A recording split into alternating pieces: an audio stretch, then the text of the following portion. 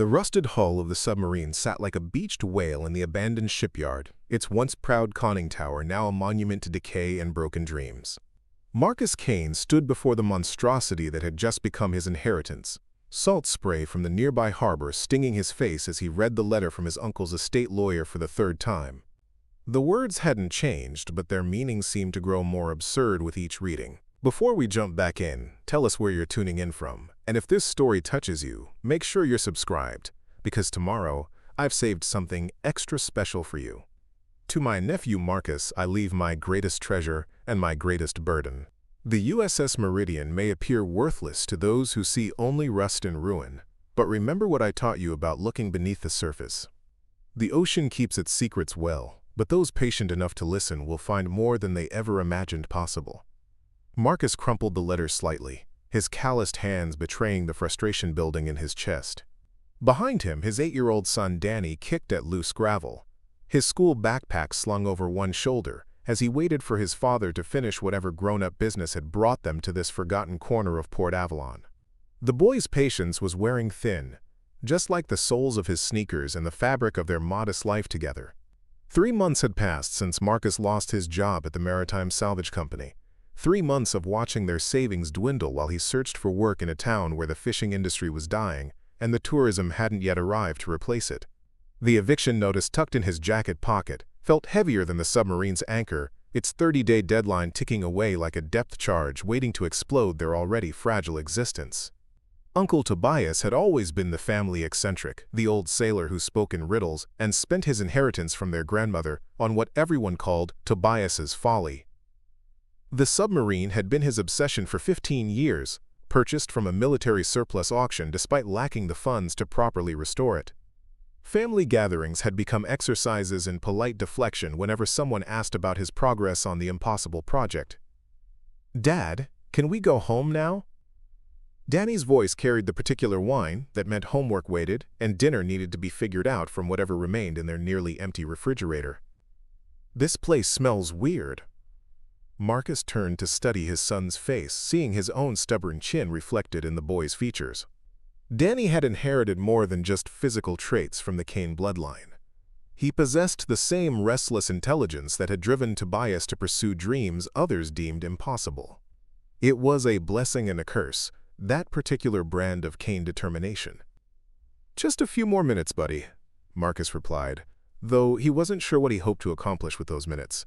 The submarine was clearly beyond salvation, its hull breached in several places, its interior likely flooded with years of accumulated rainwater and decay.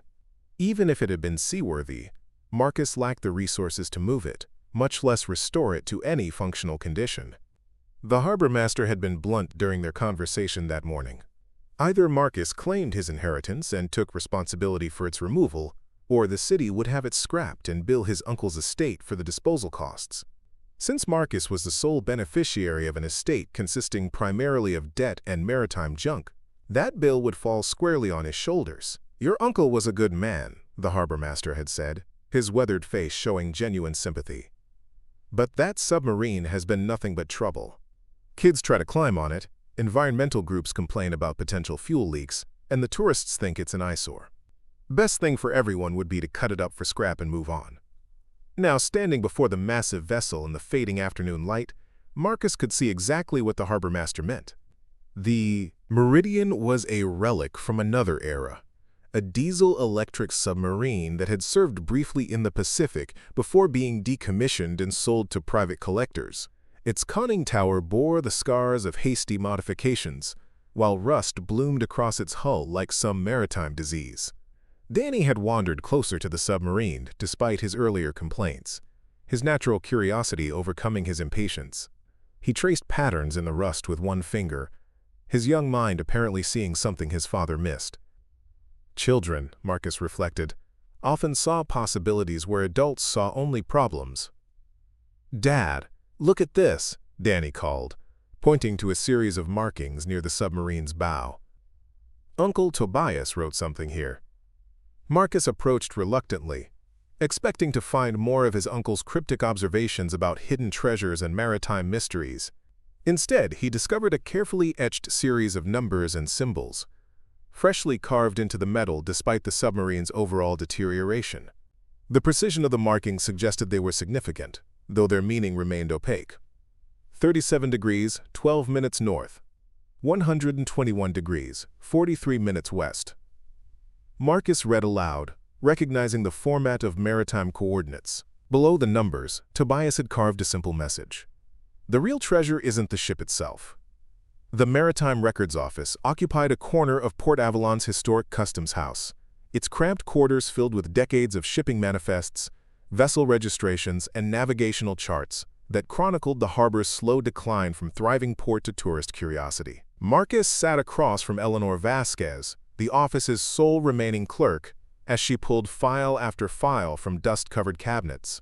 "Your uncle spent considerable time here over the years," Eleanor explained, her voice carrying the precise diction of someone who had spent her career dealing with legal documents and maritime bureaucracy.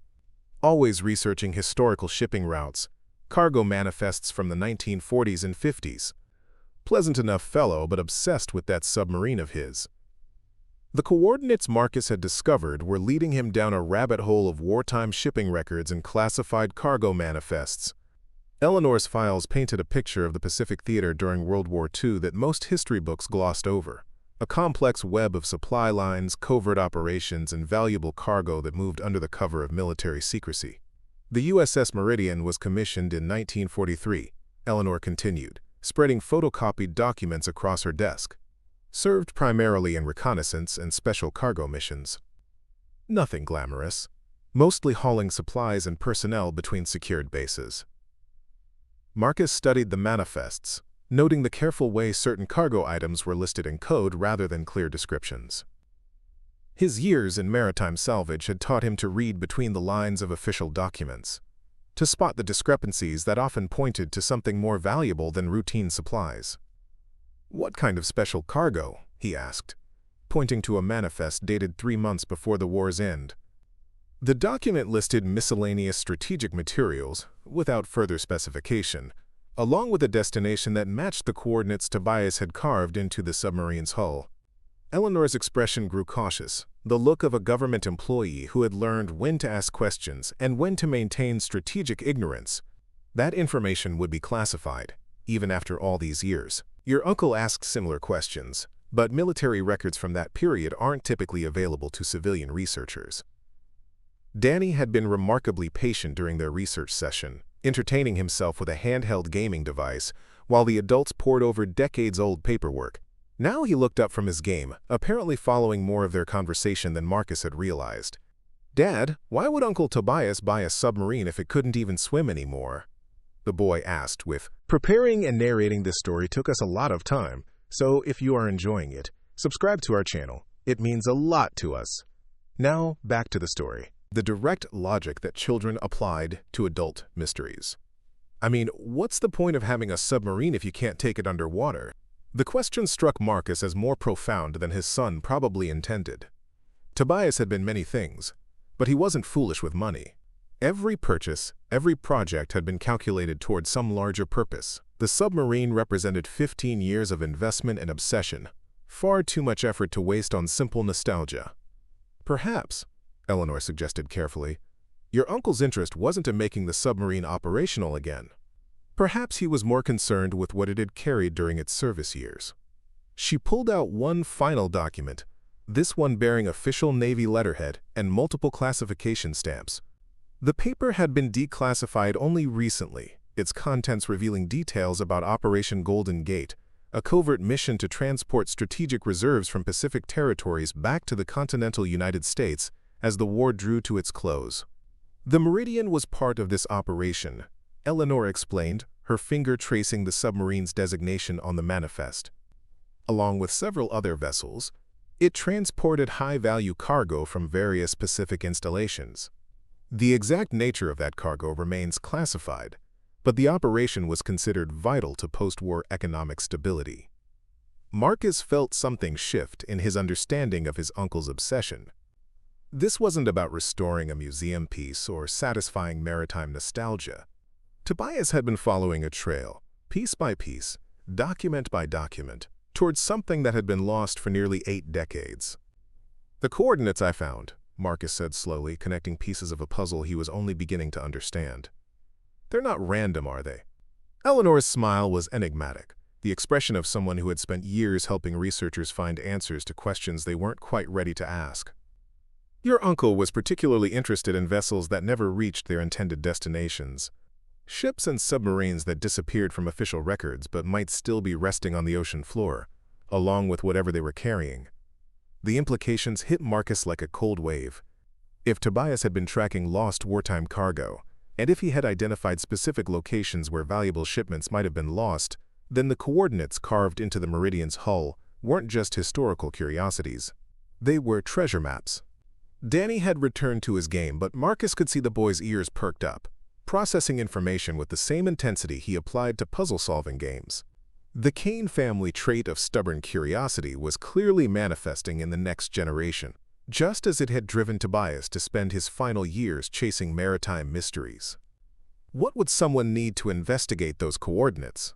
Marcus asked, his practical side already calculating the resources required for any kind of underwater exploration. Hypothetically speaking. Proper marine survey equipment, diving capabilities, and significant funding for extended ocean operations. Eleanor replied promptly, suggesting she had considered this question before. The coordinates your uncle identified are in deep water, well beyond recreational diving limits. Any serious investigation would require professional salvage operations. Marcus thought about his own background in maritime salvage, the skills he had developed over 15 years of underwater recovery work. His former employer had laid him off due to declining business, but his knowledge and experience remained valuable assets. If Tobias had indeed identified the location of lost wartime cargo, Marcus might possess exactly the expertise needed to recover it. The office was growing dark as afternoon faded toward evening, but Eleanor showed no signs of hurrying her visitors along. She seemed genuinely interested in helping Marcus understand his uncle's research, perhaps because she had watched Tobias pursue his quest for so many years without resolution. "Your uncle left something else," she said finally, reaching into her desk drawer to retrieve a sealed envelope bearing Marcus's name. "He asked me to give this to you if you ever came looking for answers about the submarine." Marcus opened the envelope carefully, finding a handwritten letter in his uncle's familiar scrawl. The message was brief but pointed, written with the clarity of someone who knew his time was limited. "Marcus, if you're reading this, then you've begun to understand what I spent 15 years trying to prove. The Meridian isn't valuable because of what it is, but because of what it knows. The coordinates will lead you to something that could change your life, but only if you're willing to trust in possibilities that others will call impossible. The ocean doesn't give up its secrets easily, but it rewards those patient enough to earn its respect. Use what I've learned, but more importantly, use what you know. The tools are there, waiting for someone with both the skills and the courage to use them properly." Danny looked up from his game as his father finished reading, sensing the shift in the room's atmosphere. "Is that a treasure map, Dad?" Marcus folded the letter carefully, his mind racing through calculations and possibilities. "Maybe, buddy. But if it is, finding the treasure is going to take a lot more work than we can probably handle." Yet, even as he spoke the words, Marcus felt something stirring in his chest that he hadn't experienced since losing his job. It was the same feeling that had drawn him to maritime salvage in the first place, the thrill of recovering things that others had given up for lost. Perhaps Tobias had left him more than just a rusted submarine and a pile of debts. Perhaps he had left him a chance. The morning sun painted Port Avalon's harbor in shades of possibility as Marcus stood on the dock beside the Meridian, coffee steaming in his hands while he studied the submarine with new eyes.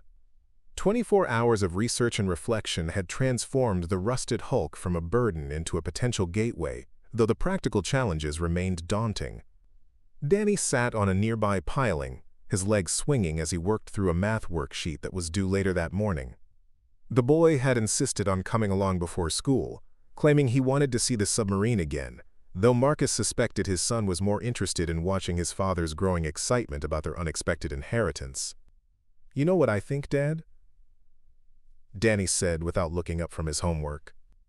"I think Uncle Tobias was like one of those guys in the movies who leaves clues for the hero to find. Except instead of a map, he left you a whole submarine. The observation was more accurate than Marcus cared to admit. Everything about Tobias's legacy seemed designed to lead him toward a specific conclusion, from the carefully carved coordinates to the research materials Eleanor had preserved. His uncle had been laying groundwork, preparing for a discovery that he wouldn't live to make himself. Marcus pulled out his phone and scrolled through the contact list he had been building since yesterday evening. His years in maritime salvage had connected him with a network of divers, boat operators, and underwater survey specialists throughout the Pacific coast. Most were freelancers like himself, skilled professionals who had been affected by the industry's decline but retained the expertise needed for complex underwater operations. The first call went to Carmen Rodriguez, a marine archaeologist who specialized in historical shipwrecks. Marcus had worked with her on several recovery projects over the years, and she possessed both the academic credentials and practical experience needed to legitimize any potential discovery. "Marcus, good to hear from you." Carmen's voice carried through the phone with professional warmth. "I heard about the layoffs at Pacific Salvage. Are you putting together an independent operation?" "Something like that," Marcus replied, watching Danny complete his math problems with the same methodical approach that had characterized Tobias's research. "I've come across some interesting coordinates, wartime-related. Wondered if you might be interested in taking a look." Carmen's interest was immediate and genuine. Historical shipwrecks were her passion, and the possibility of discovering previously unknown wartime losses would appeal to both her academic instincts and her sense of adventure. They arranged to meet later that day to discuss the specifics. The second call was more challenging. Jake Morrison operated one of the few remaining independent salvage vessels on the West Coast, a converted fishing boat equipped with professional diving bells and underwater survey equipment. Jake's rates were expensive, but his expertise was unquestioned, and his discretion was absolute. "Depends on what you're looking for and how deep," Jake said after Marcus outlined the basic parameters of his request. "Coordinates alone don't tell me much about accessibility or potential hazards. What kind of timeline are we talking about?" Marcus considered the eviction notice in his jacket pocket, its 30-day deadline serving as a practical constraint on any extended operation. Sooner rather than later. "This is time-sensitive." "Time-sensitive usually means expensive," Jake warned. "Emergency rates apply when clients can't wait for optimal weather windows or equipment availability." The financial reality was sobering. Even a basic survey of the coordinates Tobias had identified would cost more money than Marcus possessed, and any actual recovery operation would require resources far beyond his current means. Yet the alternative was accepting defeat before he had even attempted to understand what his uncle had discovered. Danny finished his homework and hopped down from the piling, approaching the submarine with the fearless curiosity that seemed to define childhood. He circled the vessel slowly, examining details that adults might overlook, his young eyes unencumbered by preconceptions about what was possible or practical. "Dad, come look at this," Danny called from near the submarine's stern. "There's another door back here, but it's different from the others." Marcus followed his son around the submarine's bulk, discovering that Danny had found what appeared to be a maintenance hatch that had been modified with additional security features. Unlike the other access points, which showed obvious signs of corrosion and forced entry over the years, this hatch appeared to have been recently maintained. The lock mechanism was modern, installed within the past few years according to its condition and design. More intriguingly, the area around the hatch showed signs of regular use, suggesting that Tobias had been accessing this section of the submarine on a regular basis during his final years. "Can we go inside?" Danny asked, his excitement building as he examined the lock. Maybe Uncle Tobias left more clues in there. Marcus studied the hatch mechanism, recognizing it as a type commonly used for marine equipment that needed to remain secure but accessible. The lock required a key, but years of salvage work had taught him that most marine locks followed similar engineering principles. Given sufficient motivation and the right tools, accessing the submarine's interior might be possible. "Not today," he told Danny, though his own curiosity was rapidly becoming overwhelming. "But maybe this weekend, when we have more time to explore properly." The truth was that Marcus needed time to consider whether pursuing Tobias's quest was wise or simply another form of family obsession. The coordinates might lead to historical significance, but they might just as easily lead to disappointment and financial ruin. Danny's future depended on Marcus making practical decisions, not chasing maritime fantasies.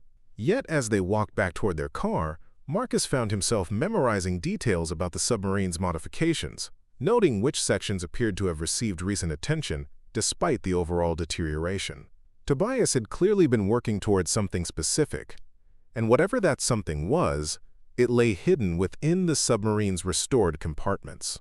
Danny chattered excitedly about their discovery during the drive to school, his imagination running wild with possibilities about secret chambers and hidden treasures.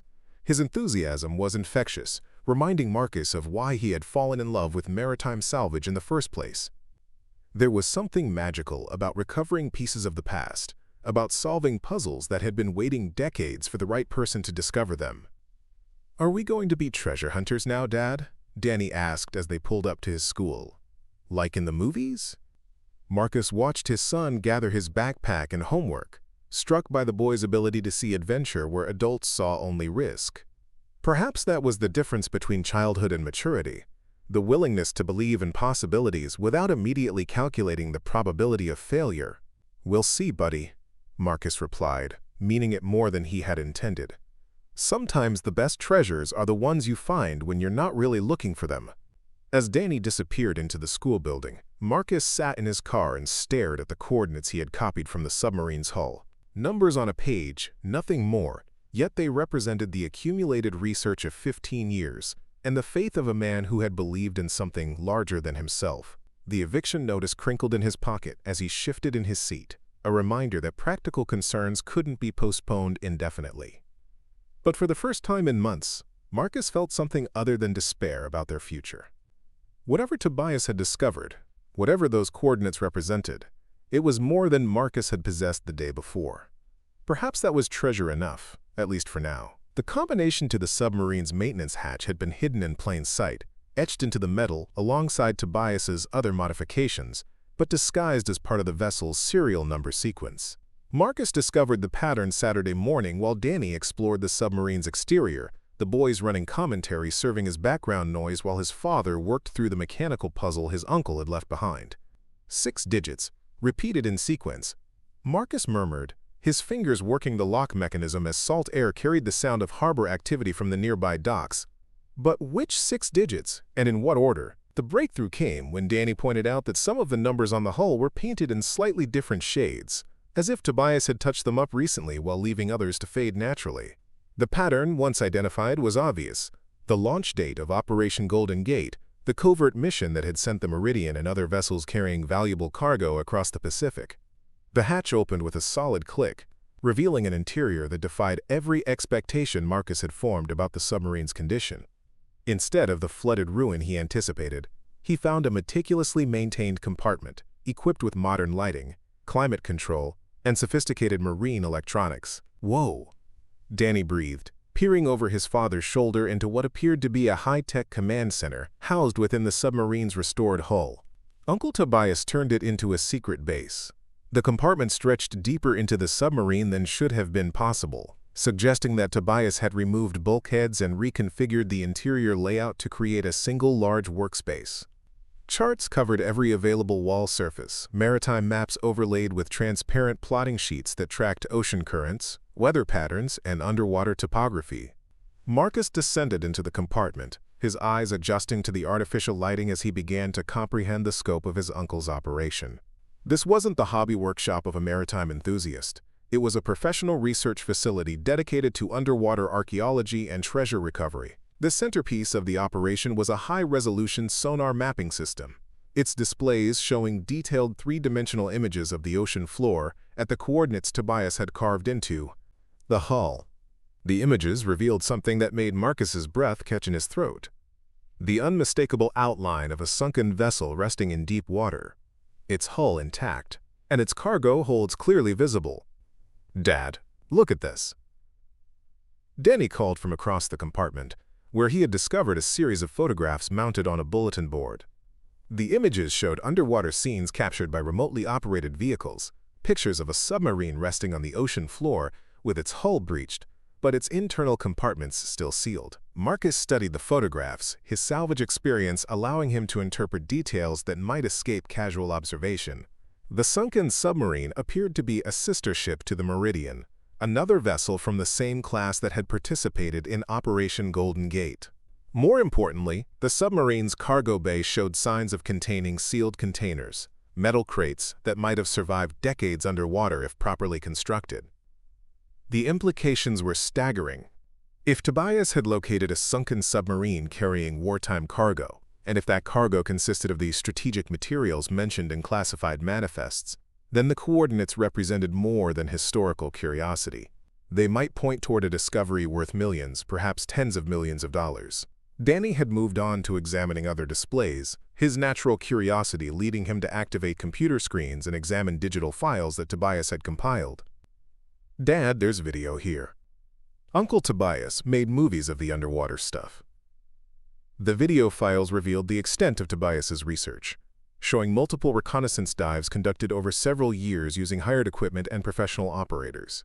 The footage documented not just the presence of the sunken submarine, but detailed surveys of its condition and accessibility. Marcus watched in growing amazement as the videos revealed that Tobias had already solved the technical challenges of reaching the wreck site. The submarine rested at a depth that was challenging but manageable for experienced commercial divers, and its position on a relatively flat section of ocean floor would facilitate recovery operations. More importantly, the cargo containers visible in the submarine's hold showed no signs of breach or deterioration. Whatever the vessel had been carrying when it sank, the materials remained sealed within their original containers, preserved by the cold, stable environment of the deep ocean. "How much money is down there?" Danny asked with the direct curiosity that characterized his approach to adult mysteries. "Like, enough to buy a new house." Marcus studied the video footage, his experience in maritime salvage allowing him to estimate the potential value of a successful recovery operation. The classified manifests Eleanor had shown him suggested that Operation Golden Gate had transported strategic reserves, materials valuable enough to justify covert military operations during wartime. "Potentially a lot," he told his son carefully, "but getting it up from the bottom of the ocean would be extremely expensive and dangerous." The reality was that even locating valuable underwater cargo was only the beginning of a complex process. Recovery operations required specialized equipment, experienced personnel, and significant financial investment. Maritime law governing salvage rights added another layer of complexity, requiring careful attention to jurisdictional issues and proper documentation. Yet as Marcus continued exploring Tobias's research facility, he discovered that his uncle had anticipated these challenges. File cabinets contained detailed legal research on salvage rights and international maritime law. Financial documents outlined potential funding sources and partnership arrangements with legitimate salvage operations. Most importantly, Tobias had maintained relationships with many of the same professionals Marcus knew from his own career. Contact information for marine archaeologists, underwater survey specialists, and salvage operators filled multiple databases, along with detailed notes about their capabilities and reliability. Uncle Tobias was planning something big, Danny observed, settling into a chair designed for long hours of research and coordination. Like, really big. Marcus nodded, beginning to understand that his inheritance included more than just a submarine and some research materials. Tobias had bequeathed him a complete operation, years of preparation and planning that needed only the right person to execute the final phase. The question was whether Marcus possessed the courage and resources to follow through on his uncle's vision. The coordinates represented opportunity, but they also represented risk on a scale that could either transform his family's future or destroy what remained of their financial stability. As father and son continued exploring the submarine's hidden compartments, Marcus felt the weight of decision settling on his shoulders. Outside, Port Avalon continued its daily routines, unaware that one of its most overlooked landmarks might hold the key to a discovery that would change everything. Danny's excitement was infectious, but Marcus forced himself to consider practical constraints. The eviction notice in his pocket served as a reminder that dreams, however compelling, couldn't pay rent or put food on the table. Yet for the first time in months, he felt something other than despair about their future. Perhaps that was the real treasure Tobias had left him, not just the promise of wealth, but the return of hope itself. The criticism started at Murphy's Tavern, where Port Avalon's maritime community gathered each evening to share stories, complaints, and opinions about anyone foolish enough to become the subject of local gossip. Marcus learned about his growing reputation secondhand, through concerned friends who thought he should know what people were saying about the Kane family's latest obsession. They're calling it Tobias's curse. Carmen Rodriguez explained over coffee at the harborside diner, her archaeological credentials lending weight to observations that might otherwise sound like mere gossip. The general consensus is that your uncle's delusions have been passed down to the next generation. 3 weeks had passed since Marcus discovered the submarine's hidden compartment. 3 weeks of intensive research and planning that had consumed most of his waking hours. His methodical approach to understanding Tobias's work had impressed Carmen and the other professionals he consulted. But it had also attracted unwanted attention from Port Avalon's established maritime community. Bill Henderson was particularly vocal last night. Carmen continued, referring to the harbormaster who had been pressuring Marcus to remove the submarine. He suggested that the Kane family has a genetic predisposition toward chasing maritime fantasies, and that you're setting a poor example for your son. The criticism stung because it contained enough truth to be genuinely hurtful. Danny had indeed become obsessed with their underwater treasure hunt, spending hours studying maritime archaeology websites and peppering his father with questions about diving equipment and underwater recovery techniques. The boy's grades remained solid, but his teachers had noticed his distracted attention and growing tendency to discuss treasure hunting during inappropriate moments. Marcus stirred his coffee absently, watching harbor activity through the diner's salt-stained windows. The practical challenges of mounting a deepwater salvage operation had proven even more daunting than he initially calculated. Professional survey vessels commanded rates that would exhaust his remaining savings within days, and the insurance requirements for deepwater operations added additional layers of expense. "The mockery doesn't bother me as much as the timing," he admitted to Carmen. "We've got 17 days before the eviction notice expires, and I haven't been able to find steady work while I've been researching this project." Carmen studied him across the table, her expression mixing sympathy with professional concern. As a marine archaeologist, she understood the allure of potential discoveries, but she also recognized the dangers of allowing enthusiasm to override practical judgment. "Have you considered a phased approach?" she suggested. "Document everything Tobias discovered, establish proper academic credentials for the research, then seek institutional funding for a legitimate archaeological survey." The suggestion was sensible, but it would require years to implement properly. Marcus didn't have years. He had days, perhaps weeks before financial reality forced him to abandon the project and focus on immediate survival. The irony wasn't lost on him that Tobias's greatest discovery might remain forever beyond reach because his nephew lacked the resources to pursue it. "Dad, there you are." Danny's voice carried across the diner as the boy approached their table, his school backpack trailing behind him and his face showing the particular expression that meant he had important news to share. "I found something really cool on the internet about submarine salvage." Marcus glanced around the diner, noting how other patrons turned to observe their conversation with the kind of amused attention that small communities directed toward local entertainment. The Kane family's treasure hunting project had apparently become a source of general amusement, their efforts dismissed as harmless eccentricity. "What did you find, buddy?" Marcus asked, trying to maintain enthusiasm despite his growing awareness of their audience. Danny pulled out a tablet and opened a website devoted to maritime archaeology, pointing to an article about recent discoveries in Pacific waters. "Look, Dad. This guy found a Japanese submarine with gold coins worth $20 million. And this one here found a Spanish galleon with silver bars." The examples were legitimate, Marcus realized, recognizing several of the operations from his professional experience. Deepwater treasure recovery was a real industry, generating substantial returns for those with sufficient resources and expertise to execute proper operations. The challenge lay in distinguishing between realistic opportunities and expensive fantasies. Those operations took years to plan and millions of dollars to execute. Carmen pointed out gently, her tone suggesting that she was trying to help Danny understand the practical constraints without crushing his enthusiasm entirely. But Uncle Tobias already did the planning part. Danny replied with the direct logic that characterized his approach to adult problems. "All we have to do is the execution part." The boy's confidence was touching, but it also highlighted Marcus's growing concern about the example he was setting. Danny had absorbed enough information about their project to believe that treasure hunting was simply a matter of applying sufficient effort and determination. The reality of financial constraints and technical challenges hadn't yet penetrated his 8-year-old optimism.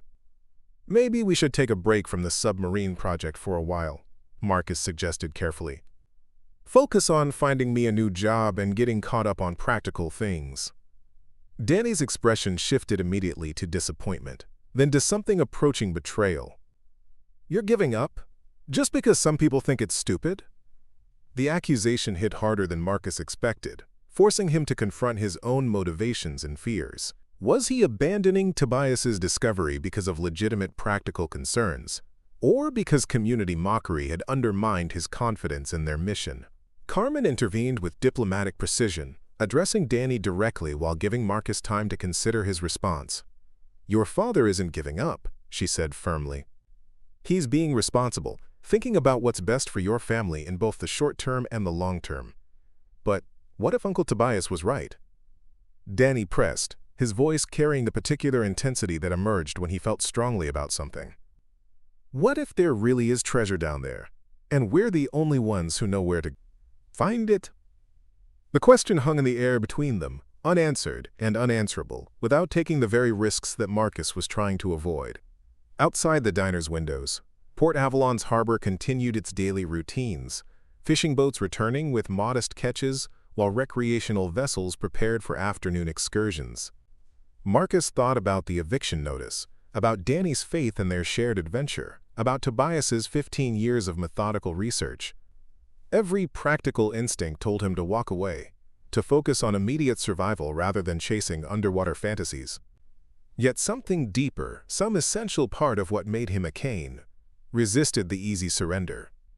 "Tell you what," he said finally, making a decision that felt both reckless and inevitable.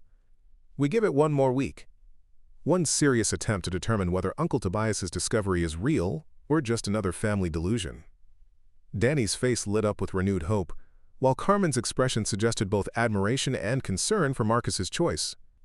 Around them, the diner's other patrons returned to their own conversations, unaware that they had just witnessed a moment that would determine the future of the Kane family's relationship with both poverty and possibility.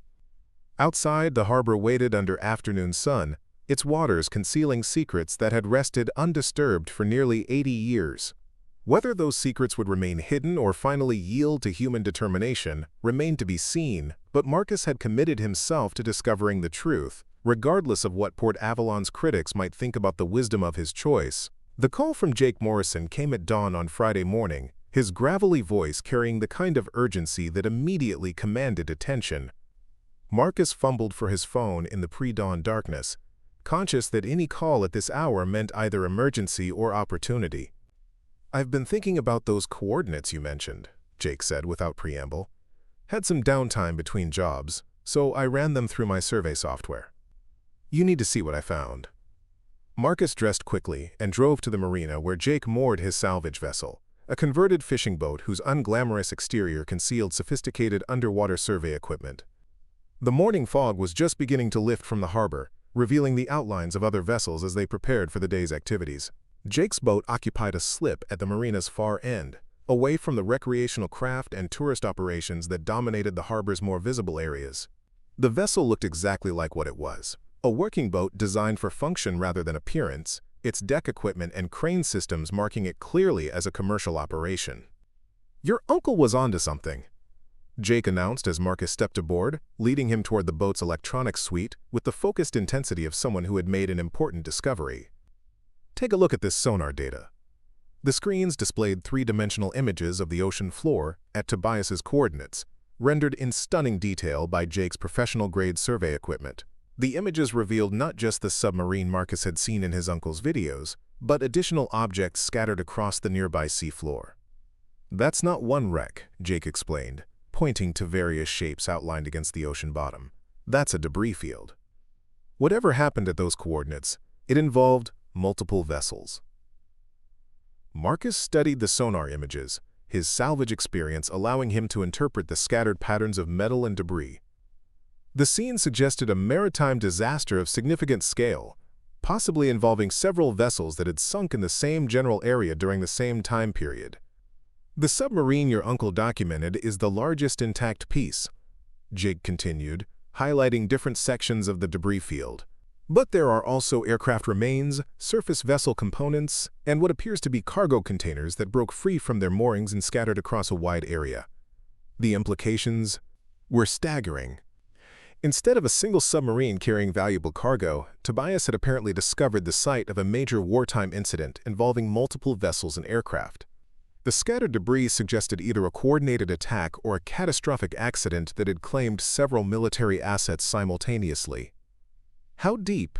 Marcus asked, his mind already calculating the technical requirements for accessing such a site.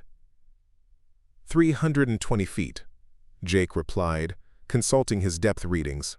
Challenging but manageable for experienced commercial divers. The real question is what's inside those cargo containers. Marcus studied the sonar images more carefully, noting that several of the scattered containers appeared to have maintained their structural integrity despite decades underwater. Military-grade cargo containers from the 1940s had been built to withstand extreme conditions, and the cold, stable environment of deep ocean water would have preserved their contents far better than surface exposure. "Your uncle's research was methodical," Jake continued, pulling up additional files on his computer system. He identified this site through systematic analysis of declassified shipping manifests, cross-referenced with known convoy routes and reported losses. This wasn't random treasure hunting. This was professional historical research.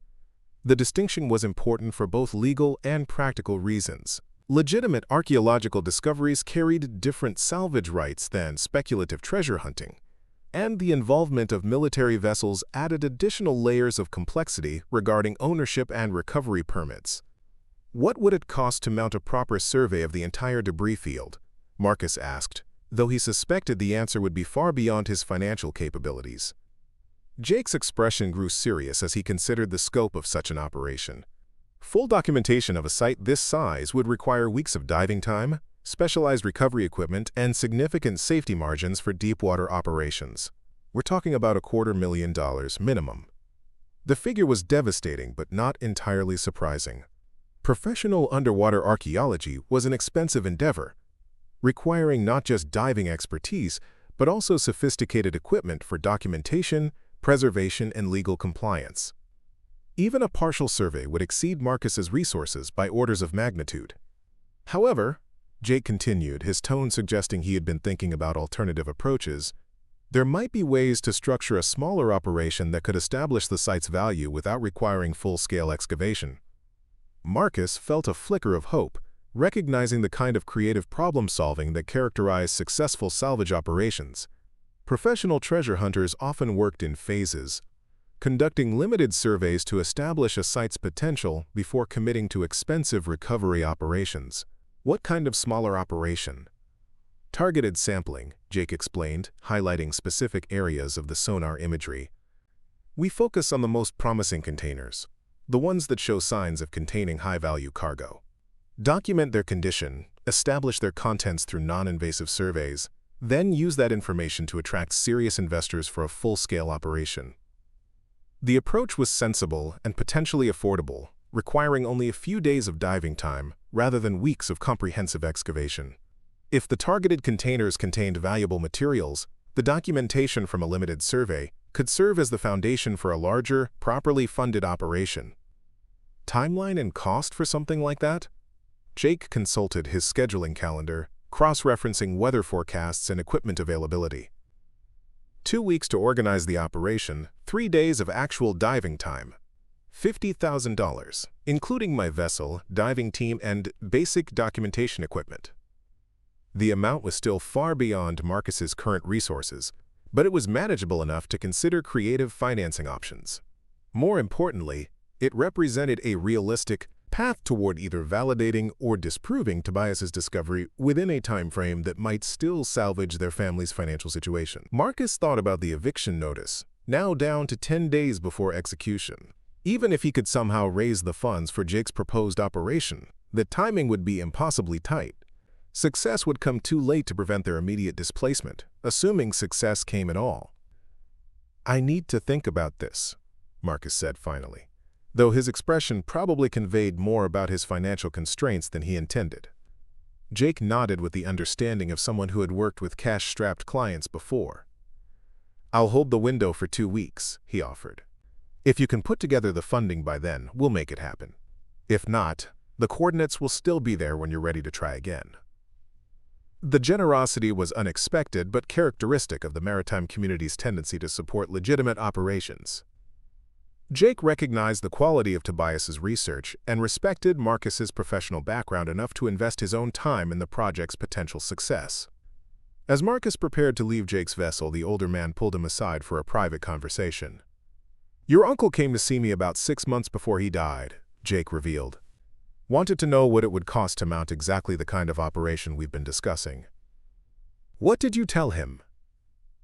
"Same figures I gave you today. He said he was working on the funding, trying to find investors or partners who would understand the project's potential." Jake paused, studying Marcus's expression. "He also said that if anything happened to him, you'd be the right person to finish what he started." The revelation added another layer to Marcus's understanding of his inheritance. Tobias hadn't just left him research and coordinates. He had apparently identified Marcus as his chosen successor, the family member with the skills and determination needed to pursue the discovery to its conclusion. The drive back to Port Avalon gave Marcus time to consider his options, few though they appeared to be. $50,000 might as well have been $50 million given his current financial situation, yet Jake's proposal represented the most realistic path toward validating Tobias's work that he was likely to encounter. As he passed the submarine on his way home, Marcus noticed that someone had spray-painted Kane's Folly across its hull in bright red letters. The vandalism was crude but pointed, reflecting the community's growing impatience with what they perceived as another generation of Kane family delusion. The graffiti should have been discouraging, but instead Marcus found it oddly motivating. Every great discovery in maritime history had been dismissed by critics, until the moment of vindication transformed mockery into admiration. Perhaps that was the real test of any worthwhile endeavor, the willingness to persist despite ridicule. Danny was waiting when Marcus arrived home, his young face eager for news about the morning's expedition. "Did you find out more about the treasure?" "Maybe," Marcus replied carefully. But finding treasure and recovering treasure are two very different things. The distinction was lost on Danny, whose 8-year-old optimism remained undaunted by practical constraints. "So when do we go get it?" Marcus looked at his son's expectant face, seeing both hope and trust that he was desperately afraid of disappointing. Outside their small apartment, the world continued its relentless focus on immediate concerns. But inside this moment, anything still seemed possible. Soon, he heard himself saying, making a promise he wasn't sure he could keep. "One way or another, we're going to find out what Uncle Tobias discovered." The insurance adjuster arrived Tuesday morning with the particular expression of someone who had seen too many maritime disasters to be impressed by anything short of actual catastrophe. Rebecca Chen specialized in marine archaeology and underwater recovery operations, her expertise making her both a valuable consultant and a formidable skeptic of speculative treasure-hunting ventures. "Your uncle's research is remarkably thorough," she admitted, studying the files Marcus had spread across their kitchen table while Danny ate breakfast and prepared for school. "The documentation meets professional standards for historical investigation." Marcus felt a flutter of hope as Rebecca continued examining Tobias's work. Insurance companies didn't waste time on projects they considered fundamentally unsound, and Rebecca's reputation in the maritime community made her endorsement valuable for any serious recovery operation. "However," she continued, and Marcus braced himself for the inevitable practical objections, "the legal complexities surrounding wartime salvage are extraordinarily challenging. Military vessels, classified cargo, international waters, environmental concerns. Each element adds layers of regulatory compliance that could take years to resolve." The kitchen fell silent, except for the sound of Danny's cereal spoon and the distant harbor foghorns that marked another morning in Port Avalon. Marcus had expected legal challenges, but Rebecca's assessment suggested obstacles that might prove insurmountable regardless of funding availability. What if the operation were structured as archaeological research, rather than commercial salvage? Marcus asked, remembering Carmen's earlier suggestion about academic legitimacy. Rebecca's expression brightened slightly, indicating that she had considered this possibility. Academic operations face different regulatory frameworks, but they also require institutional backing and peer review. Universities don't typically fund speculative underwater archaeology without extensive preliminary documentation. Which brings us back to the need for an initial survey, Marcus concluded, recognizing the circular nature of their funding challenge. Exactly. You need evidence to attract institutional support, but you need institutional support to gather evidence. Rebecca closed Tobias's files and leaned back in her chair. It's a classic catch-22 situation.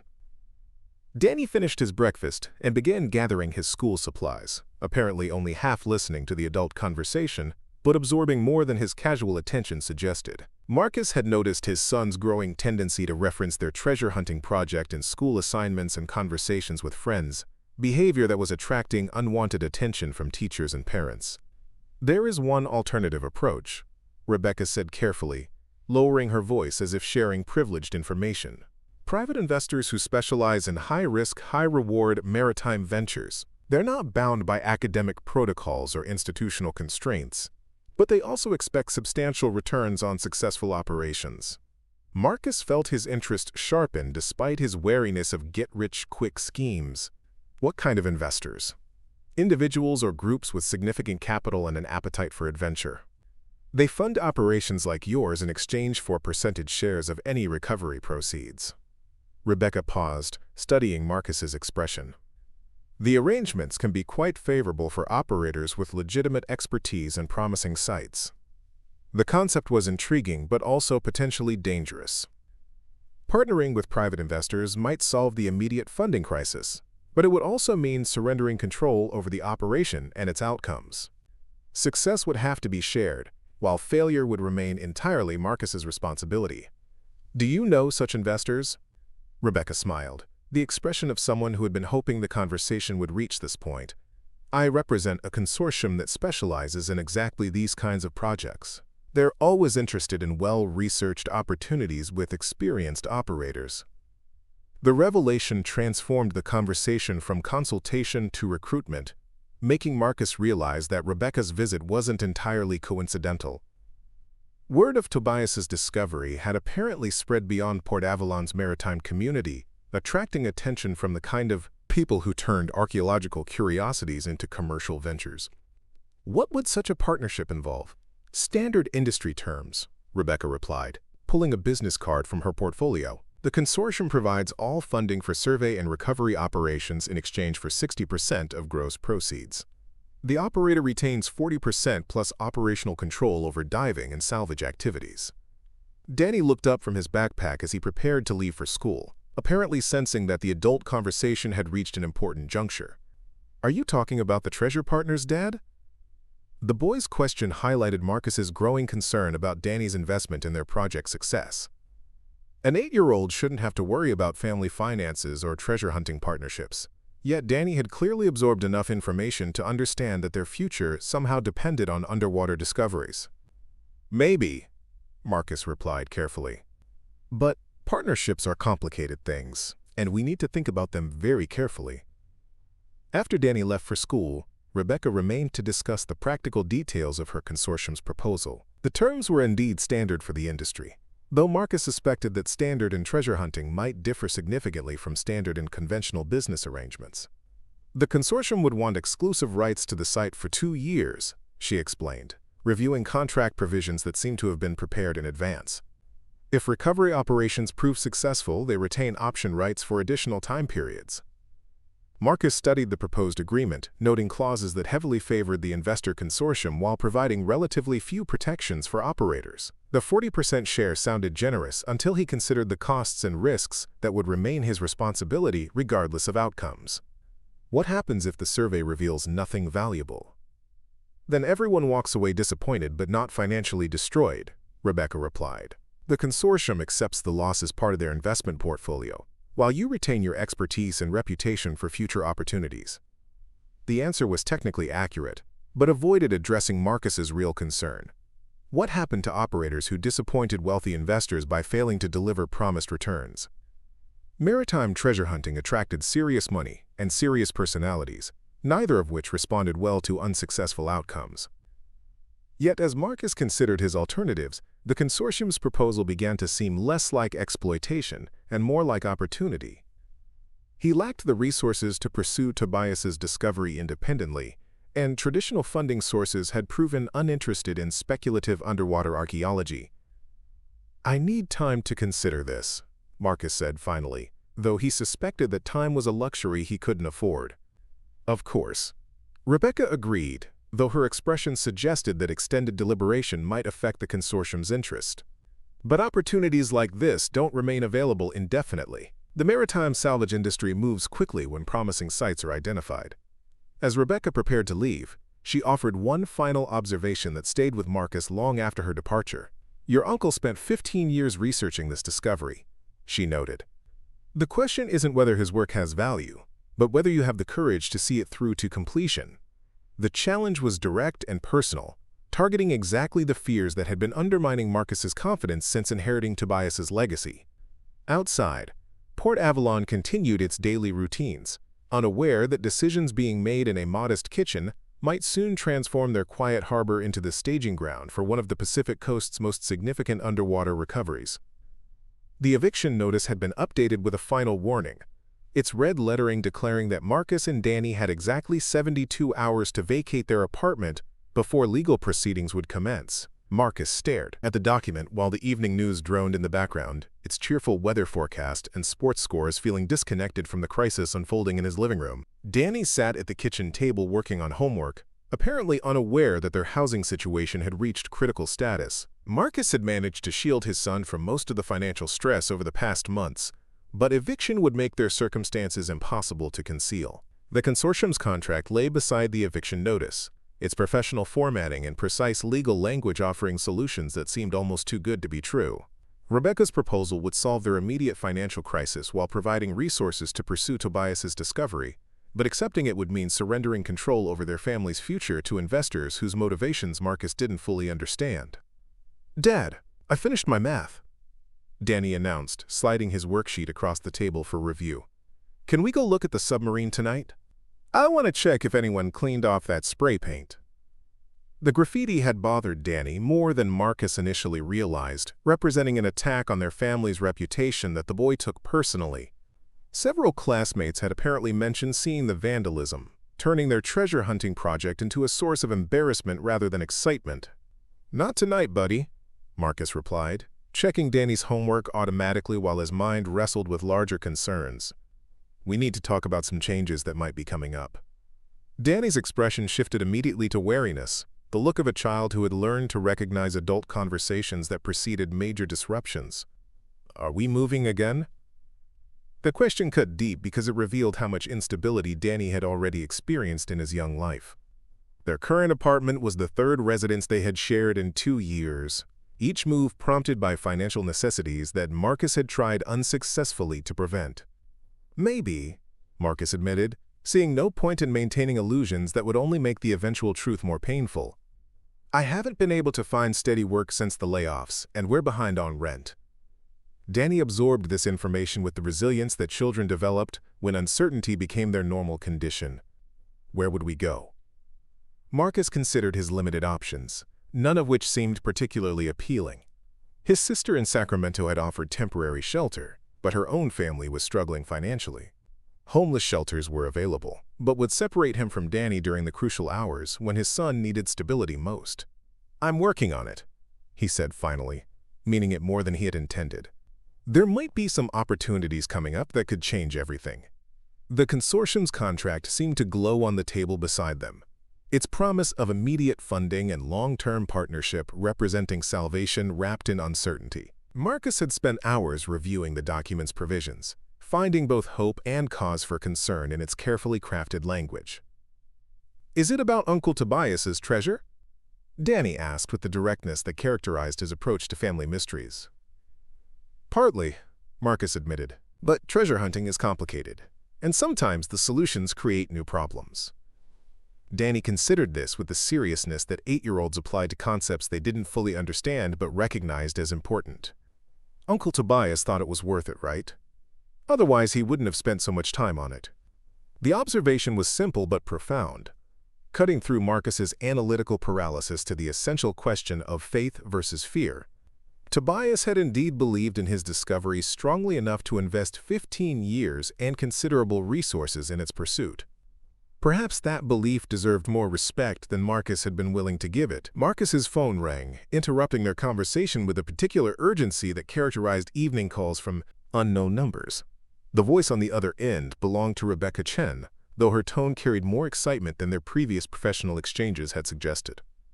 "I've been authorized to sweeten the consortium's offer," she announced without preamble. "They're prepared to advance $50,000 immediately upon signing, regardless of survey outcomes." The timing was too convenient to be coincidental, making Marcus suspect that Rebecca had learned about their eviction deadline through means he preferred not to contemplate. Private investigators who specialized in maritime ventures probably kept close tabs on potential partners' financial situations. "What's the catch?" Marcus asked, stepping into the next room to continue the conversation away from Danny's increasingly attentive ears. "No catch, just revised terms that reflect the consortium's confidence in your uncle's research," Rebecca replied. "They've conducted their own preliminary analysis and believe the site has exceptional potential." The explanation was plausible but incomplete, failing to address why sophisticated investors would advance significant funds before confirming the site's actual value. Marcus's experience in maritime salvage had taught him that nobody gave away $50,000 without expecting substantial returns. "I need the weekend to consider this," Marcus said, buying time he wasn't sure how to use effectively. "The offer expires Monday morning," Rebecca replied. "After that, the consortium moves on to other opportunities." The deadline was clearly designed to prevent extended deliberation, forcing Marcus to choose between financial salvation and the luxury of careful consideration. Outside his apartment window, Port Avalon's evening lights twinkled with the peaceful rhythm of a community unaware that one of its families faced immediate displacement. Danny appeared in the doorway as Marcus ended the call, his young face showing concern that he shouldn't have to experience at his age. "Is everything okay, Dad?"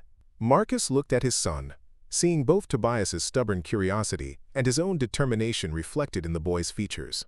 Whatever decision he made would affect not just their immediate survival, but Danny's understanding of courage, responsibility, and the price of pursuing dreams. "I hope so," Marcus replied honestly, "but sometimes being okay requires taking risks that feel scary." Danny nodded with the apparent understanding of someone who had already learned that safety was a luxury rather than a guarantee. "Are you going to sign the treasure-hunting papers?" The question forced Marcus to confront the reality that his 8-year-old son had been following their situation more closely than he had realized. Danny understood the connection between the consortium's offer and their family's survival, making this decision about more than just treasure hunting or financial speculation. "What do you think I should do?" Marcus asked, genuinely curious about his son's perspective. Danny considered the question with the seriousness that characterized his approach to important matters. "I think Uncle Tobias was really smart and really careful, and if he thought there was treasure down there, then there probably is. And I think if we don't try, we'll always wonder what might have happened." The boy's logic was simple but compelling, cutting through Marcus's complex analysis to the essential choice between action and inaction. Outside, the evening fog was beginning to roll in from the Pacific, its gray tendrils marking another day's end in their precarious existence. Marcus looked at the eviction notice, then at the consortium's contract, then at his son's expectant face. Sometimes the most important decisions were also the simplest ones, requiring faith rather than analysis, courage rather than caution. "Okay," he said finally, feeling something shift inside his chest as he spoke the words. "Let's go find Uncle Tobias's treasure." The signing ceremony took place at Rebecca's law office, a modest suite overlooking Port Avalon's harbor where maritime contracts had been executed for nearly a century. Marcus arrived with Danny in tow, the boy having insisted on witnessing what he considered the most important business transaction in their family's history. Rebecca had arranged for the consortium to participate via video conference, their faces appearing on a large monitor that dominated the office's conference table. The three investors looked exactly like Marcus had expected, successful, serious, and entirely focused on the financial potential of Tobias's discovery. "Mr. Kane, we're pleased to formalize this partnership," announced the lead investor, a woman whose expensive suit and confident manner marked her as someone accustomed to getting her way. "Your uncle's research impressed our technical analysts, and your professional background provides exactly the operational expertise we require." Marcus signed each page methodically, conscious that every signature represented a surrender of independence in exchange for opportunity. The $50,000 advance would solve their immediate housing crisis while funding the preliminary survey, But success would now be measured against investors' expectations rather than personal satisfaction.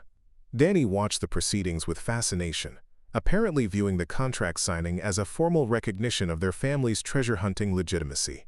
His presence served as a reminder that this decision affected more than just Marcus's financial future. It would shape his son's understanding of risk, reward, and the price of pursuing ambitious goals. "The advance will be transferred to your account within 24 hours, Rebecca explained as the video conference concluded. "Mr. Morrison's survey vessel will be available starting next Monday, weather permitting." The timeline was aggressive but manageable, giving Marcus less than a week to organize diving operations while simultaneously relocating their household to temporary housing. The consortium had recommended a marina apartment that would provide closer access to the harbor while costing significantly less than their current residence. As they left the law office, Danny's excitement was barely contained. "Are we really going to find treasure, Dad? Like actual gold and stuff?" Marcus considered how to answer honestly without either crushing his son's enthusiasm or creating unrealistic expectations. "We're going to find out what Uncle Tobias discovered," he said carefully. "Whether that turns out to be treasure depends on a lot of factors we can't control." The distinction was lost on Danny, whose 8-year-old mind had already transformed their upcoming operation into a grand adventure. His enthusiasm was infectious but also concerning, given how much disappointment he would experience if their survey revealed nothing valuable. The marina apartment was small, but clean, its single bedroom and compact living area overlooking the harbor where Jake's salvage vessel waited at its mooring. Moving their modest possessions took less than 4 hours, leaving them established in their new home with time to spare before the weekend's planning sessions. Danny immediately claimed the apartment's small balcony as his observation post, setting up a telescope that Marcus had given him for Christmas to watch harbor activity. The boys' excitement about their proximity to the salvage operation was endearing, but also reminded Marcus how much his son had invested emotionally in their success. "When do we start diving?" Danny asked over a dinner of takeout pizza, their kitchen still packed in boxes they hadn't yet found time to unpack. "I start diving," Marcus corrected gently. "You'll be staying safely on the surface with the boat crew." Danny's expression shifted to disappointment, then to the kind of stubborn determination that characterized Kane family responses to being told something was impossible. "But I want to help find the treasure." "You'll help by monitoring communications and keeping track of what we bring up," Marcus explained, trying to find ways for Danny to feel involved, without exposing him to the genuine dangers of deep-water diving operations. The conversation was interrupted by a knock at their door, revealing Carmen Rodriguez with a bottle of wine and an expression that mixed celebration with concern. "Congratulations on your new partnership," she said, though her tone suggested reservations about the consortium's involvement. As Carmen examined their temporary living space, Marcus realized that news of their contract signing had already spread through Port Avalon's maritime community. Small coastal towns had efficient communication networks, and major business developments rarely remained private for long. "Word is that your investors have serious money and serious expectations," Carmen observed while Danny returned to his telescope on the balcony. "Are you prepared for what happens if the survey doesn't meet their projections?" The question addressed Marcus's deepest fears about their partnership arrangement. Wealthy investors who specialized in high-risk ventures probably had limited patience for disappointing outcomes, regardless of the technical challenges involved in underwater archaeology. "We'll find what we find," Marcus replied, though he recognized the inadequacy of such passive optimism. Uncle Tobias's research was solid, and Jake's preliminary survey confirmed the presence of multiple wrecks. "Presence doesn't guarantee value," Carmen pointed out with the practical wisdom of someone who had spent years distinguishing between archaeological significance and commercial potential. Military vessels from that era carried all kinds of cargo, most of which wouldn't interest treasure hunters. The observation was accurate, but unhelpful, highlighting uncertainties that Marcus couldn't afford to dwell on given their current circumstances. Success or failure, the consortium's advance had bought them time and housing stability while providing resources to test Tobias's theories properly. "Besides," Carmen continued, her expression softening as she watched Danny adjust his telescope, "some discoveries are more valuable than money. The academic significance of a previously unknown wartime incident could enhance your uncle's legacy regardless of commercial outcomes." Marcus appreciated the sentiment but recognized that academic significance wouldn't satisfy investors who measured success in percentage returns rather than historical contribution. The consortium's contract was clear about their expectations: substantial financial returns or early termination of the partnership agreement. As evening settled over Port Avalon, Marcus stood on their balcony beside Danny and watched the harbor prepare for night. Tomorrow would bring final preparations for their diving operation, the culmination of months of research and planning that would either vindicate Tobias's faith or confirm the community's skepticism about Kane family treasure hunting. "Dad, do you think Uncle Tobias is watching us?" Danny asked, his telescope trained on the stars emerging over the Pacific horizon. Marcus considered the question seriously, thinking about family legacies and the ways that determination passed from generation to generation like inherited tools. "I think he'd be proud that we're willing to finish what he started," he replied finally.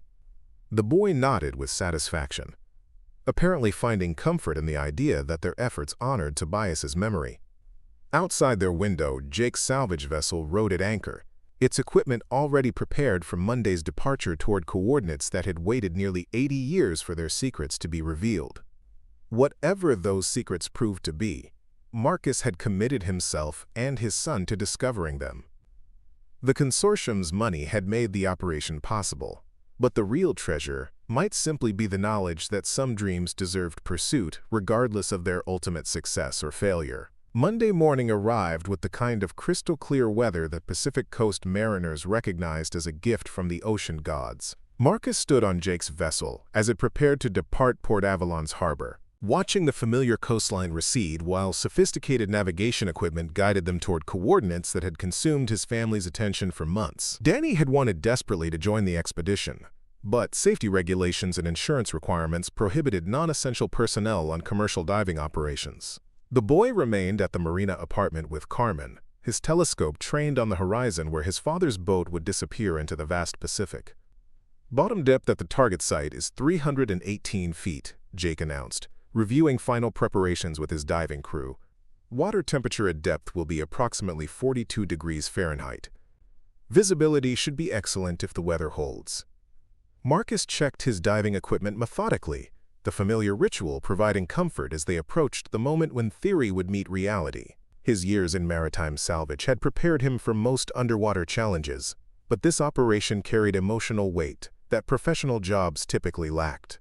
The consortium's representatives had remained in contact throughout the morning, their text messages mixing encouragement with subtle reminders about investor expectations. Rebecca had emphasized that initial survey results would determine whether the partnership continued beyond this preliminary phase. "First dive will be reconnaissance only," Jake continued, addressing his crew with the professional authority that came from decades of complex underwater operations. "Document the site layout, confirm the sonar readings, and identify the most promising targets for detailed investigation." The 2-hour transit to Tobias's coordinates passed quickly as Marcus reviewed his uncle's research one final time. The files contained so much detail that Marcus felt as if he had already visited the site, already explored the scattered debris and intact submarine that waited on the ocean floor. "There," Jake called from the wheelhouse as his depth finder began registering the bottom contours that matched their sonar mapping. "Dead ahead. Exactly where your uncle said it would be." Marcus joined Jake at the navigation station, watching the electronic displays paint a picture of the underwater landscape they were approaching. The debris field was exactly as documented, its scattered components spread across nearly a quarter-mile of ocean floor. "Dropping anchor in 5 minutes, Jake announced. "Surface conditions are optimal, so we'll have a good window for diving operations."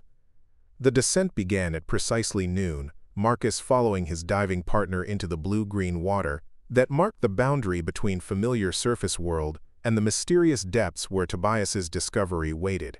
As they passed the 100-foot mark, the water temperature dropped noticeably despite their insulated dry suits. At 200 feet, the first artifacts became visible through the crystal-clear water.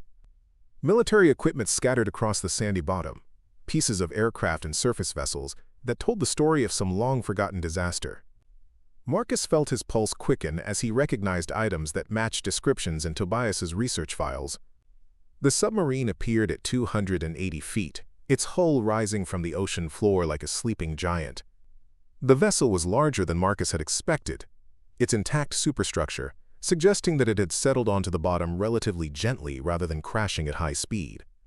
Marcus activated his underwater camera as they approached the submarine's hull, documenting details that would be crucial for the consortium's evaluation of the site's potential.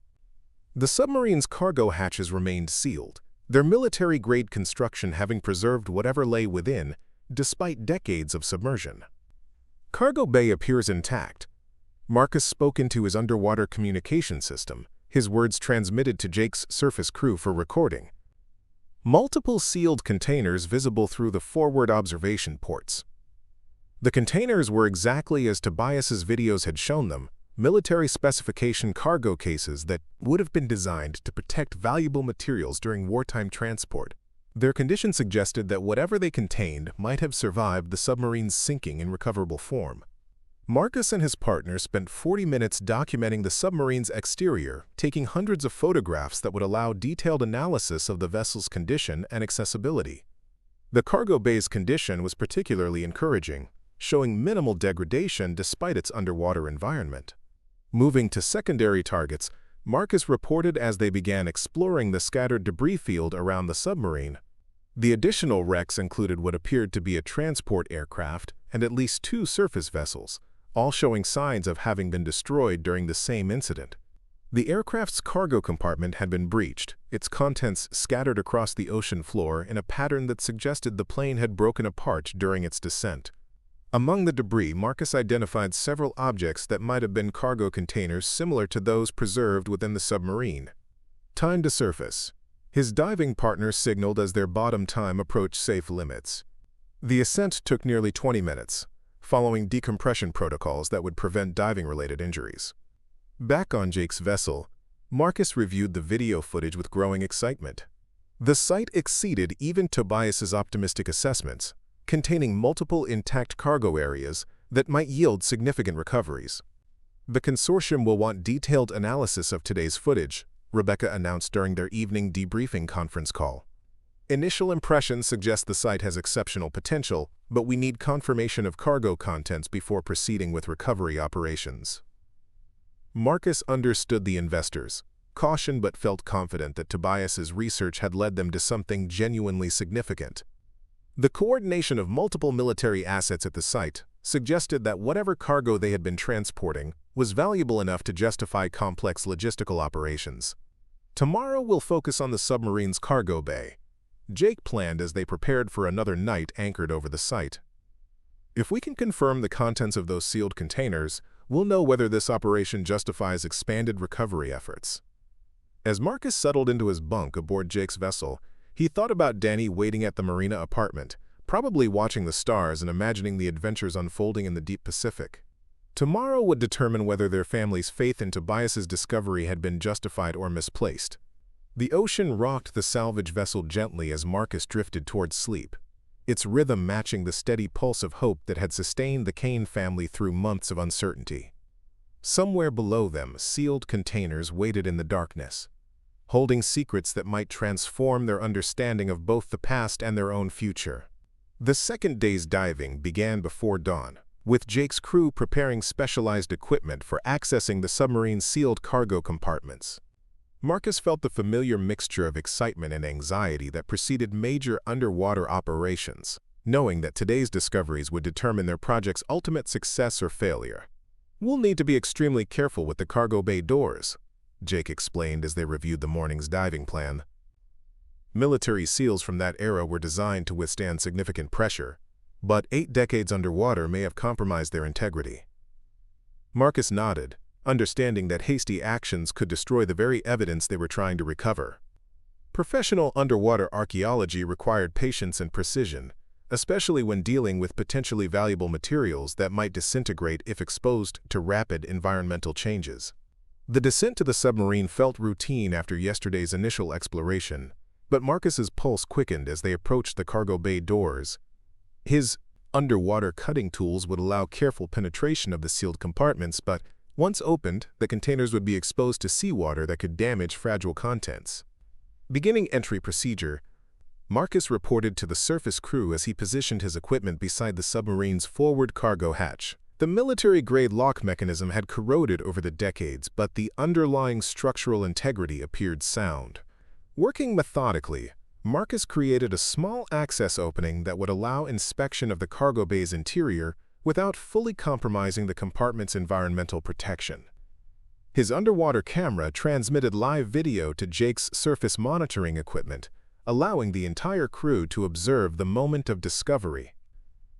The camera's light penetrated the cargo bay's darkness, revealing rows of sealed containers arranged with military precision. The containers appeared to be in remarkable condition, their protective coatings having preserved both structure and contents despite the submarine's underwater environment. Multiple sealed cargo containers confirmed, Marcus reported, his voice steady despite the adrenaline coursing through his system.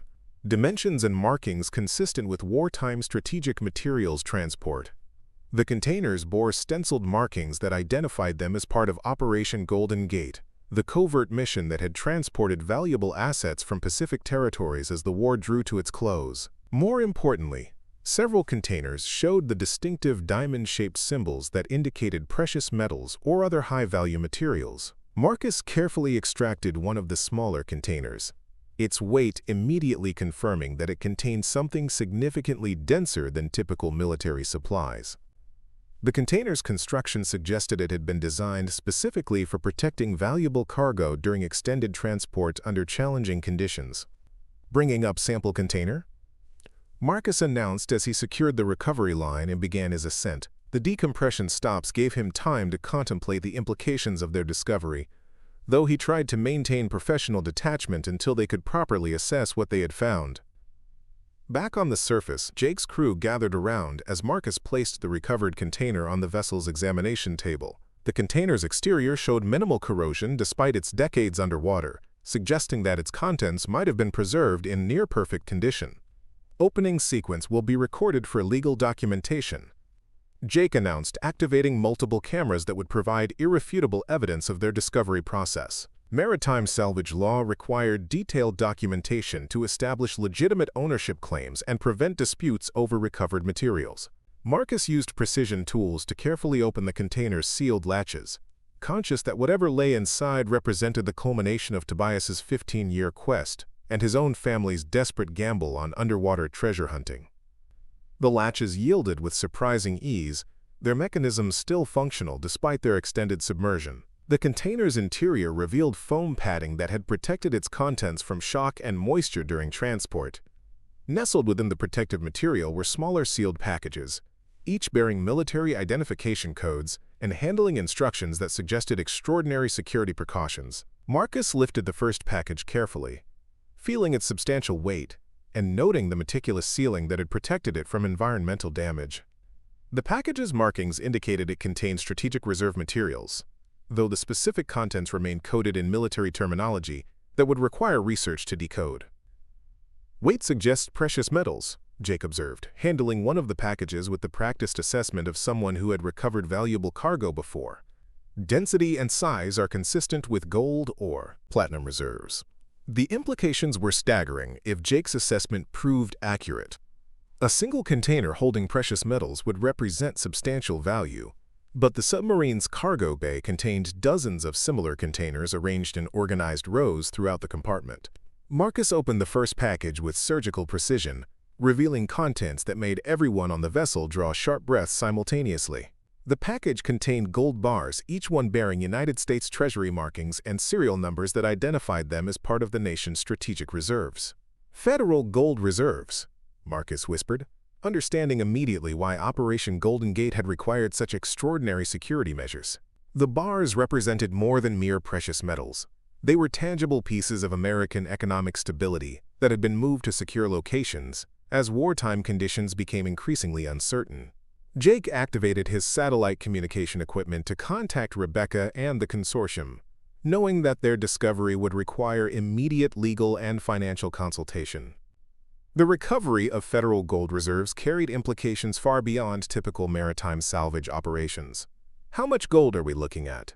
Rebecca's voice carried through the communication system with barely contained excitement. Based on container count and preliminary assessment, Marcus quickly calculated the potential scope of their discovery. factoring in the number of containers visible in the cargo bay, and the assumption that most contain similar materials. Conservative estimate, assuming half the containers hold precious metals, we're looking at potentially $250 million in gold reserves.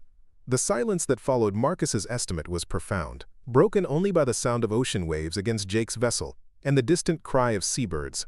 Rebecca's consortium had funded speculative treasure hunting operations before, but none had yielded discoveries of this magnitude. Legal implications will be extraordinarily complex, Rebecca finally responded, her voice carrying the careful tone of someone who understood that great discoveries often created great complications. Federal gold reserves, even those lost during wartime operations, remain government property under maritime law. Marcus felt his excitement temper as the practical realities of their situation became clear. Discovering treasure was only the beginning of a process that would involve federal agencies, historical commissions, and legal proceedings that could take years to resolve. However, Rebecca continued, salvage rights for recovering lost federal property typically include substantial compensation for the recovery operation. Standard rates for precious metals recovery range from 15% to 25% of total value. Even at the conservative end of Rebecca's estimate, their salvage compensation would exceed $50 million, more than enough to transform the Kane family's circumstances while providing substantial returns for the consortium's investment. The figure seemed almost surreal after months of struggling with basic financial survival. Jake's crew continued documenting their initial discoveries, while Marcus prepared for additional dives to confirm the cargo bay's complete contents. Professional protocols required systematic exploration of the entire site before making definitive claims about its total value. Third dive will focus on the secondary containers, Marcus planned, studying underwater video footage of the submarine's layout. If the pattern holds consistent, we should be able to confirm total cargo volume within the next few hours. The afternoon's diving operations proceeded with methodical efficiency, Marcus and his partner working through the submarine's cargo bay container by container. Each new discovery confirmed the pattern established by their initial recovery, revealing precious metals reserves that exceeded even their most optimistic projections. By evening, Jake's vessel carried sample containers representing the full scope of the submarine's cargo manifest. Gold reserves dominated the discovery, but additional containers held platinum, silver, and rare metals that had been equally valuable during wartime production needs. Total recovery value approaches $400 million. Marcus reported during their evening communication with Rebecca and the consortium. Cargo manifests suggest this submarine was carrying strategic reserves from multiple Pacific installations. The consortium's response was immediate and decisive. Within hours, Rebecca had arranged for additional security personnel to join their operation, while legal teams began the complex process of establishing salvage claims with appropriate federal agencies.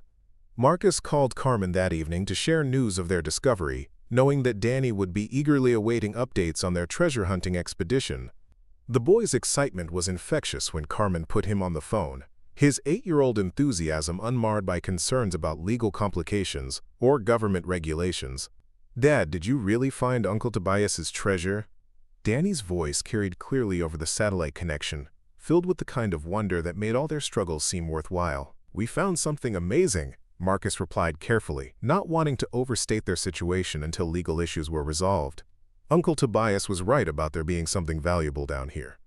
Danny's delighted laughter carried across the ocean connection, a sound that reminded Marcus why pursuing his uncle's legacy had been worth the risks they had undertaken. Whatever challenges lay ahead in establishing legal ownership and managing their discovery, they had proven that Tobias's faith in the ocean's hidden treasures had been justified.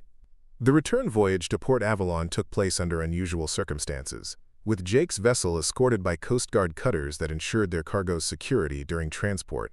News of their discovery had spread through official channels, attracting attention from federal agencies and maritime law specialists. Marcus stood on the vessel's deck as Port Avalon's harbor came into view, noting the unusual activity at the marina, where media vehicles and government officials had gathered in anticipation of their arrival. Their quiet treasure hunting expedition had become a major news story, transforming their family's private struggle into public spectacle. Danny waited on the dock with Carmen, his excitement visible even from a distance, as he waved enthusiastically at his father's approaching vessel. The boy had prepared a welcome sign that read, "Treasure Hunters Kane and Martinez," apparently having decided that their success deserved public recognition. The formal transfer of recovered materials took place under strict security protocols, with federal agents documenting each container before transporting them to secure facilities for detailed analysis. Marcus signed numerous legal documents establishing the timeline and circumstances of their discovery. Salvage compensation hearings will begin within 60 days, Rebecca explained as they watched the final containers being loaded into government vehicles.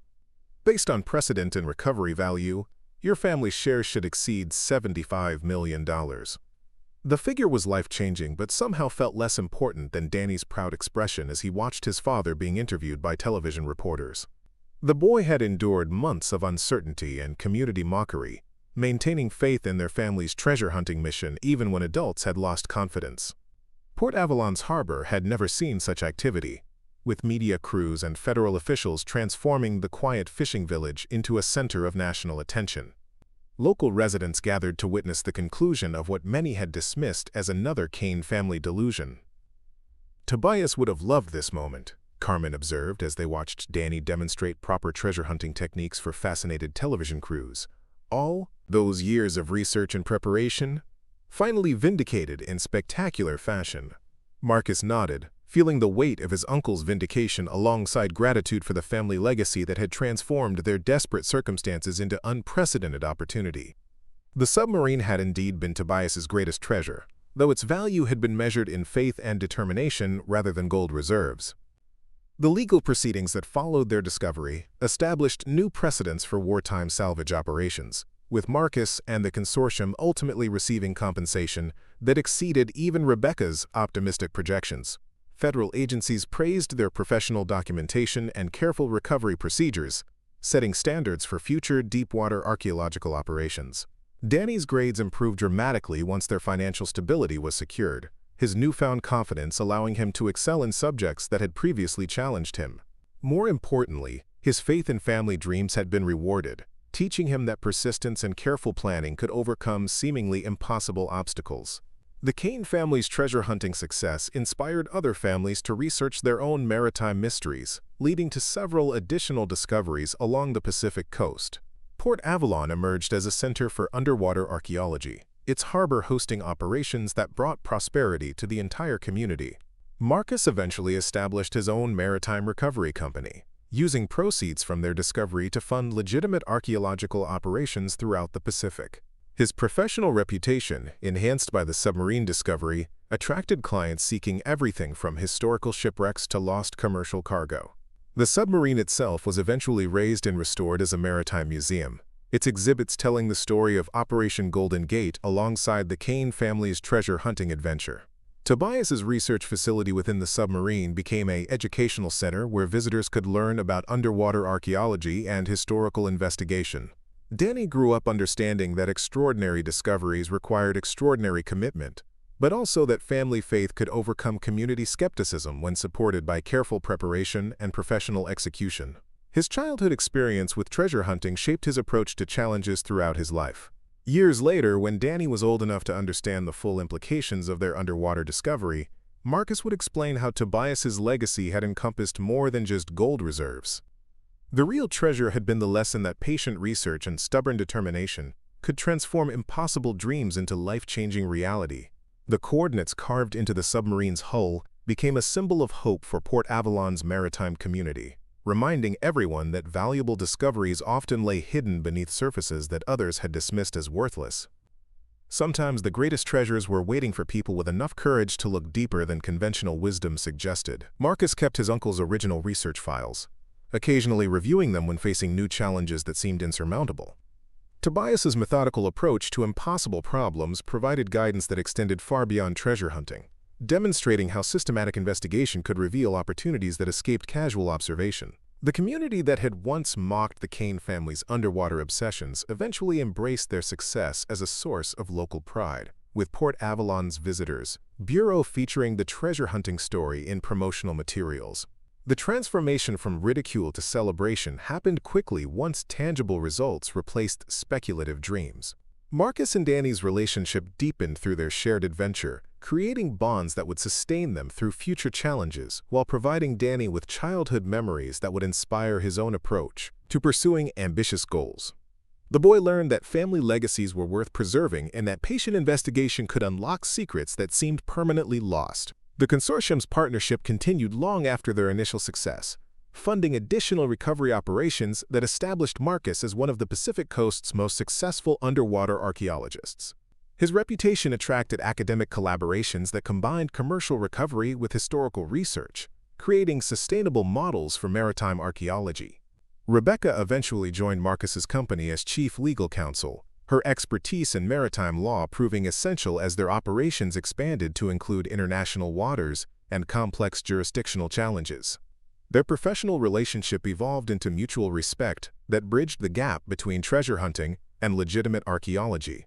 Jake continued operating his salvage vessel as Marcus's preferred diving platform, their partnership becoming legendary within the maritime recovery community for its combination of technical expertise and successful outcomes. The vessel that had carried them to their life-changing discovery remained central to their ongoing operations.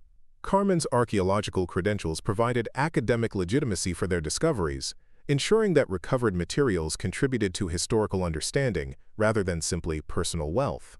Her involvement helped establish protocols that protected cultural heritage while rewarding legitimate recovery efforts. The coordinates that had launched their adventure eventually led to additional discoveries as improved technology allowed more detailed exploration of the debris field. Each new find contributed to the growing understanding of Operation Golden Gate's scope and significance during the war's final months. Port Avalon's transformation from declining fishing village to thriving maritime center demonstrated how individual discoveries could catalyze broader community renewal. The treasure hunting success attracted tourists, researchers, and marine industry businesses that revitalized the local economy while preserving its maritime character. Danny's telescope remained positioned on their apartment balcony long after they could afford larger accommodations, serving as a reminder of the evening when their future had seemed most uncertain and their faith in Tobias's legacy had required the greatest courage to maintain. The spray-painted Kane's Folly eventually faded from the submarine's hull, replaced by historical markers that honored both Tobias's research and the family's determination to pursue seemingly impossible dreams.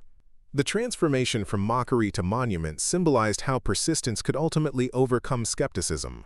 Marcus never forgot the lessons learned during their months of financial uncertainty, when community criticism had tested their resolve and family faith had been their only reliable resource. Those memories provided perspective during later successes, reminding him that true treasure often came disguised as impossible challenges. Up next, you've got two more standout stories right on your screen. If this one hit the mark, you won't want to pass these up. Just click and check them out.